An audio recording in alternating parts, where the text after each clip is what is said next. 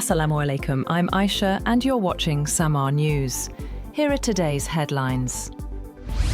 US President Donald Trump says he plans to engage in talks with Iran amid escalating tensions, while Washington moves additional warships toward Iranian waters. Trump told reporters, "I am planning on it. It would be great if we didn't have to use the deployed ships." Pentagon Chief Pete Hegseth confirmed the military is prepared to act on the president's orders. Iran stressed defense readiness over negotiations. Army Commander Amir Hamati announced 1,000 new strategic drones, and negotiator Kazem Garibabadi said Tehran's priority is full preparedness. Regional diplomacy continues, with Iranian Foreign Minister Abbas Araghchi set for talks in Turkiye, even as the US fleet, led by USS Abraham Lincoln, positions near Iranian waters. The United States and Russia are on the brink of a new nuclear arms race, barring a last-minute agreement to extend their final remaining arms control treaty. The New START treaty is due to expire on February 5th, leaving less than a week for Washington and Moscow to reach an 11th-hour deal. Without the treaty, there would be no limits on long-range nuclear arsenals for the first time since the Cold War, ending decades of arms control that began with landmark agreements signed in 1972 by the then US President Richard Nixon and Soviet leader Leonid Brezhnev.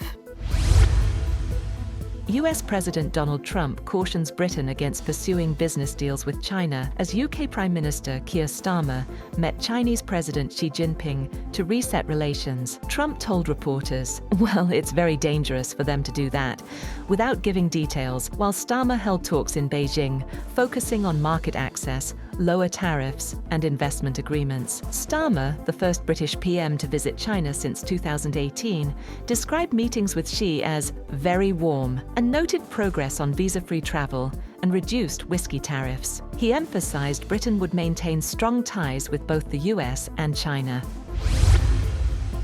US President Donald Trump says he will announce his pick to succeed Federal Reserve Chair Jerome Powell today, following a White House meeting with former Fed Governor Kevin Warsh. Warsh, a longtime critic of the Federal Reserve, has previously said the US central bank needs a regime change to restore lost credibility. Speaking to reporters at the Kennedy Center, Trump said his choice would be somebody that could have been there a few years ago, and describing it as a very good decision.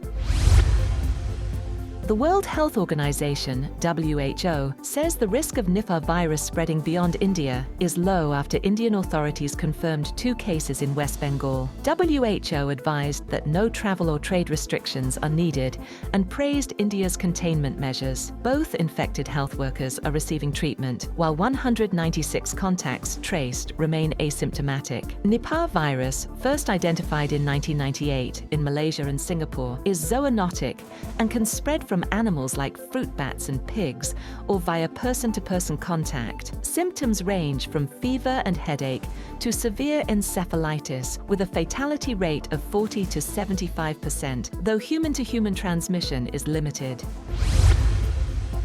Canadian Prime Minister Mark Carney says he expects the US administration to respect Canada's sovereignty amid reports that US officials met with the Alberta Prosperity Project, a group pushing for a referendum on Alberta's independence. Carney added that President Trump had never raised the issue with him. The APP reportedly seeks another US meeting to request a $500 billion credit facility.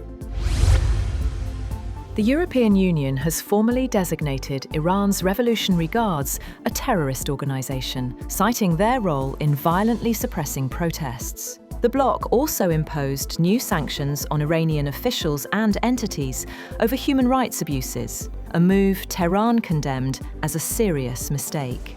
Announcing the new development, European Union Foreign Policy Chief Kaja Kallas said repression cannot go unanswered. She also said the region did not need a new war, as the bloc ruled out backing US military action against Iran.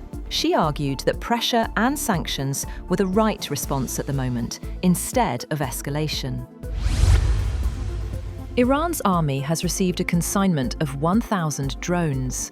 According to Tasnim news agency, the drones were delivered to several branches of the armed forces. Army Commander-in-Chief Amir Hatami said the delivery was part of preparations in view of potential threats. He said that in line with the threats ahead, the Army maintains and strengthens its strategic capabilities to ensure rapid combat readiness and to deliver a decisive response to any aggressor. That's all for now. For more updates, visit www.samaa.tv. Thank you for watching Samaa News.